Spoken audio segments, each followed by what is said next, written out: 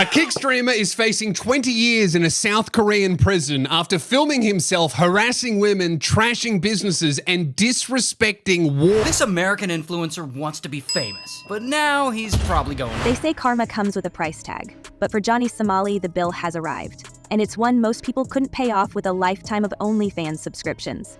The South Korean courts have slapped the notorious American streamer with a fine so colossal, $10 million, that we can practically hear his accountant scream from here. It's the kind of sum that doesn't just ruin your credit, it grinds your entire existence into dust. That's not a typo. $10 million. It's a mountain of money designed to end a circus, not just a career. The walls are closing in, and for once, it's not just for content. And that extends the whole trial process by easily 2 to 3 months. So if he just pleaded guilty to that, things would be over pretty quickly. He would get a sentence and he would at least know what his fate is.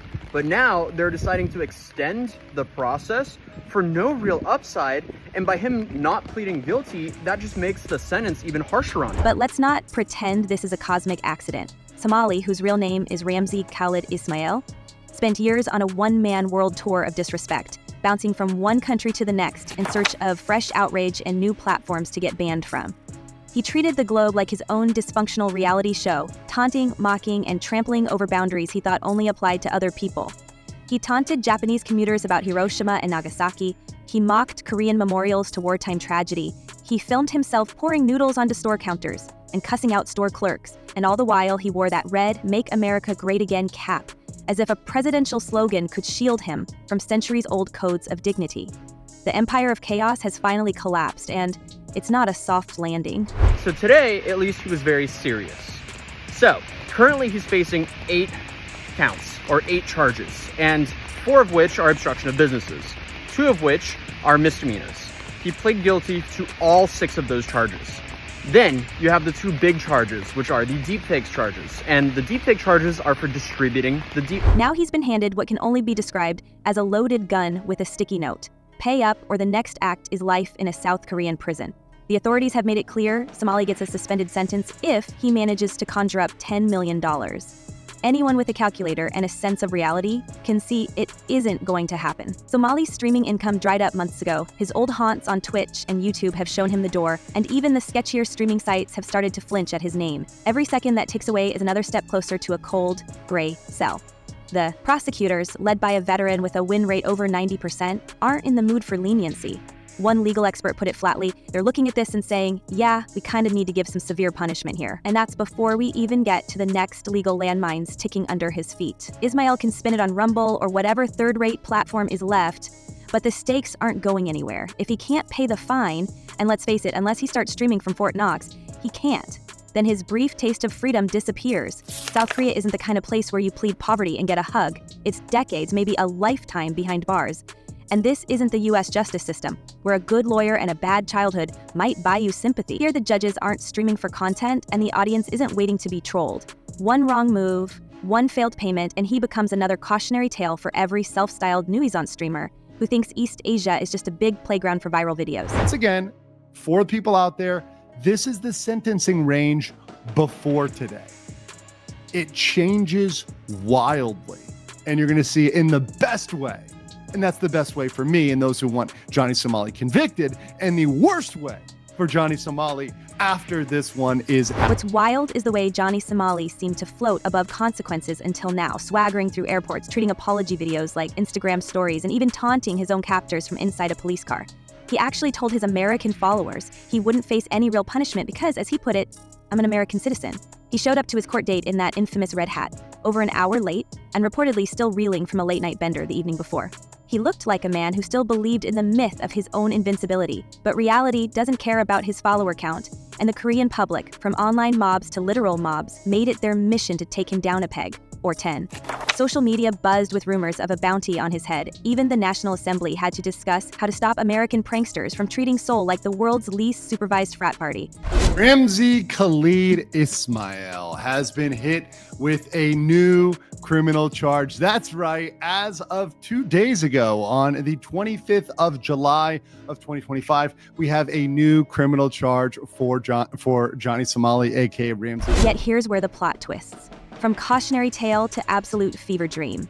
Just as the dust started to settle and the legal tally ballooned from obstruction of business and minor crimes to include things like spreading propaganda and lewd content involving minors, new whispers began to surface.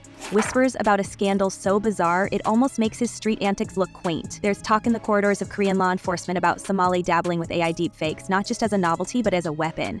The word is he might have been leveraging AI-generated videos to pressure, silence, or outright blackmail would-be whistleblowers. Maybe you saw the rumors. A female Korean streamer allegedly depicted in explicit AI footage with Somali's fingerprints all over the scheme. That charge alone could add 7 years to his tab if proven.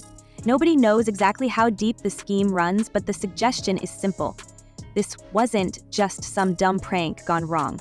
It might have been a full-on digital extortion operation, hiding behind all the noise. For a guy who can't even keep his streams online, Johnny Somali sure seems to be at the center of more criminal innovation than the average Bond villain. And the more his defense team scrambles, the more charges pile up. Obstruction, offensive behavior, lewd acts, propaganda, digital exploitation.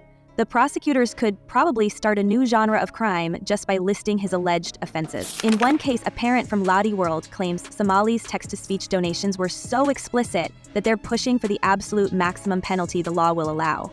Meanwhile, the deepfake angle means we're not just talking about petty mischief or culture shock anymore. We're talking about potential victims, mounting civil claims, and a legal quagmire that could stretch out for years. This is called merging in a charge. It is atypical for this to happen once, but it is completely unprecedented from the people I've talked to, lawyers, others in this process, to see this many merged into the case, which really means they are hitting him and with needles and needles and needles proceeding. And yet, every time it looks like the curtain is falling, Somali grins for the camera and shrugs it off. Is it bravado, delusion, or is there something more sinister bubbling beneath the surface? That's where the next layer of rumor begins to harden into conspiracy. We keep hearing that Somali's unshakable confidence isn't just the product of American ego or streamer narcissism. Some observers are starting to wonder if there's secret backing at play. High-level intervention, perhaps, or strings being pulled behind the scenes. Why else, they ask, does he keep flaunting his U.S. citizenship, appealing to American consular officials, and showing up at court as if he's waiting for a hero's welcome?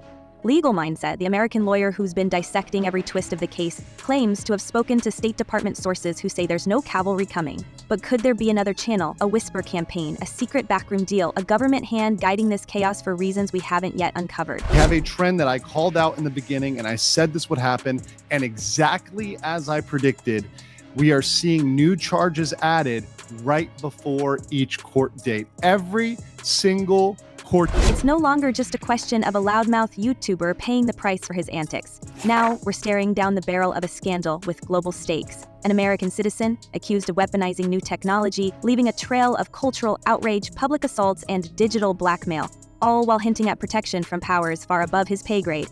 Is Johnny Somali just a headline-chasing clown? Or was he ever really just a pawn, a tool in some bigger, darker game being played across borders, screens, and secret courtrooms?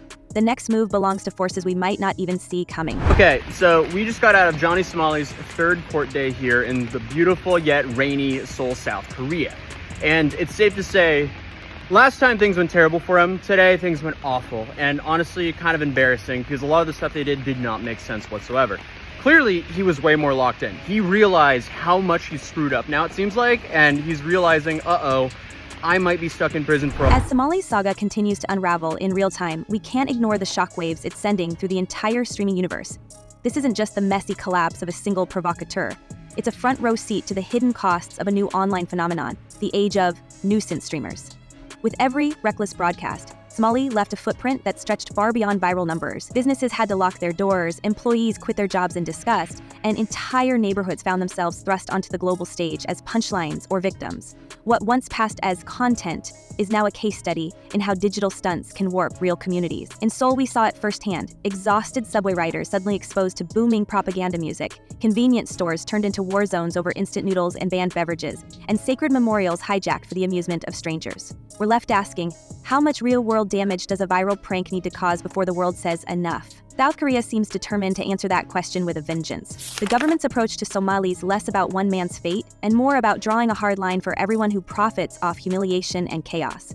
Even in the halls of parliament, lawmakers are talking about new laws and tougher penalties designed specifically to shut down this genre of digital spectacle.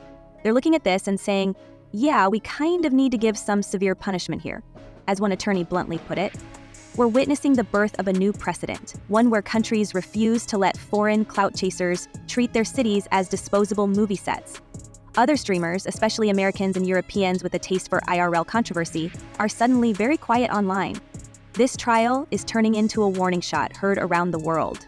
Johnny Somali is frequently getting arrested in foreign countries for his on-stream behavior, but they always let him go. With the amount of sentences this guy's avoided... If Somali wanted to become infamous, he got his wish, but not in the way he imagined. Even as the courts decide his legal future, the chaos he stirred continues to echo. There are reports of Seoul locals who no longer feel safe at their favorite stores, families who still avoid certain subway stations, and employees who can't erase the memory of being ambushed by a camera and a foreigner yelling slurs. We've watched other content creators pivot away from shock tactics, deleting old videos and scrambling to sanitize their digital footprints. Nobody wants to be the next headline, or worse, the next face on a government-wanted poster.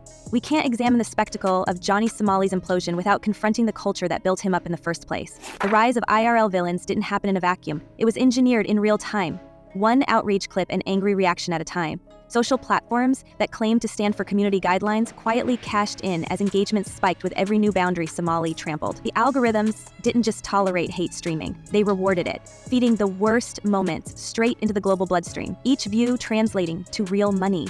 For a while, there was almost a dark genius in how streamers like Somali played the system. Provoke, escalate, monetize, repeat.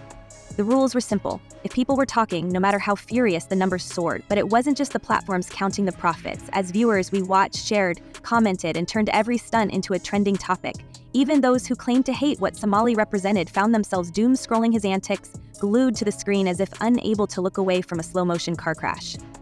There's a strange psychology at work. Collective outrage giving way to morbid curiosity, then for some, actual fandom. The more polarizing Somali became, the more power he gained. This cycle didn't just enable toxic behavior, it encouraged it, making celebrities out of those willing to cross every social and ethical line for attention. So this turd, his name is Johnny Somali. Well, that's not his actual name. His real name is... Now with Somali's spectacular fall, the reckoning isn't only about how to punish one individual. It's about whether we, as a digital audience, have finally hit our limit. Are we complicit in creating the very villains we claim to despise? It's a bitter question with no easy answer, but the evidence is hard to ignore. As the platforms scramble to rewrite policies and law enforcement catches up, the viewers themselves are left to reflect on their role in fueling the fire. The story of Johnny Somali isn't just about a streamer's hubris. It's a cautionary tale about the psychology of modern fame and the culture that made such infamy inevitable. Anyway, Johnny Somali was arrested partially for his own safety because after days of him streaming himself being incredibly rude and disruptive in South Korea, there were literally hundreds of Asian people on the street all hunting down a black guy to... And yet, the response to Somali's reign of mayhem hasn't been left solely to the legal system. As the drama escalated, something straight out of a dystopian thriller began to emerge: public bounties. On social media and local message boards, Korean influencers and everyday citizens began offering real money to anyone who could pinpoint Somali's location or catch him in the act. $1 million, close to $800 for information, another for teaching him a lesson. The result was a citywide game of cat and mouse, where every trip outside risked turning into a live-streamed confrontation. Somali got punched in the face on broadcast, chased through busy streets, and targeted by a swelling crowd of amateur bounty hunters. Each assault was clipped, shared, and cheered online by audiences who felt the courts were moving too slowly. What's so disturbing is how the lines blurred. Is this justice, or are we watching a digital mob create its own form of law? At what point does the pursuit of accountability turn into vigilante chaos? Legal experts warn that this may be just the beginning, a new era where public outrage, turbocharged by live video and instant messaging, replaces actual due process. We've seen it before in other contexts, but rarely with this level of intensity and coordination. The authorities themselves had to step in, warning both Somali's pursuers and defenders that South Korea's justice system would not tolerate citizens taking punishment into their own hands. Still, for many locals, the feeling lingers that this was the only way to reclaim a sense of dignity from a situation that never should have happened. The man at the center of it all, meanwhile, remains bizarrely defiant, still posting online about his supposed immunity and American passport. His apology for mocking Korean history was panned as insincere, especially when, even after the incident, he refused to delete the offending photos and videos from his own social media accounts. I just want to apologize for what I have done, and my behaviors did not mean to hurt Koreans' pride this much, he said at one point, but most viewers saw only empty words, and as each day passes, the list of allegations against him grows. There are fresh rumors of new digital evidence, including AI-generated videos used as leverage against potential victims. Some legal analysts believe the court could seek a combination of fines, civil damages, and a sentence that stretches into the decades, an all-in gamble to stamp out the entire nuisance streamer playbook for good. My guess is police have been looking for an excuse to bring him down for a long time, and finally he did something International reaction hasn't been far behind. In Japan, the press is watching closely, recalling Somali's earlier ban for anti-Japanese hate and viral harassment. Legal circles across Asia are tracking the Korean case as a possible model for their own future prosecutions. American authorities, meanwhile, have offered no official support, distancing themselves from Somali's actions, despite his very public attempts to trigger a diplomatic rescue. The world is watching, and the message is crystal clear. The era of digital impunity is ending, one streamer at a time. We're now in the final countdown. Somali's court date looms, the $10 million fine still unpaid, and prosecutors reportedly preparing yet another stack of fresh charges, including, some say, violations of anti-terrorism law and additional accusations involving digital manipulation. The travel ban holds firm. Somali is trapped in Korea with no realistic hope of escape. His streaming career is on life support, his infamy sealed, and his every move scrutinized by a mix of official investigators and online sleuths with nothing better to do. There are whispers that more witnesses are ready to testify, more evidence is being assembled, and the prosecution's appetite for making an example out of him only grows. This isn't just the story of Johnny Somali. It's a warning shot fired at every influencer who ever thought the world was theirs to prank, mock, or exploit. The clock is ticking, and the stakes are now bigger than any single headline. Will Somali find some last-minute miracle, or will this trial become the moment the world finally says enough to the chaos for profit era? Is he just the first domino to fall, or the scapegoat for an entire generation of clout chasers? Let us know what you think. Drop your take in the comments below. Is this the end of digital anarchy, or just the beginning of something even darker? Stay tuned, keep your notifications on, and remember, in today's world, everyone is watching. See you in the next story.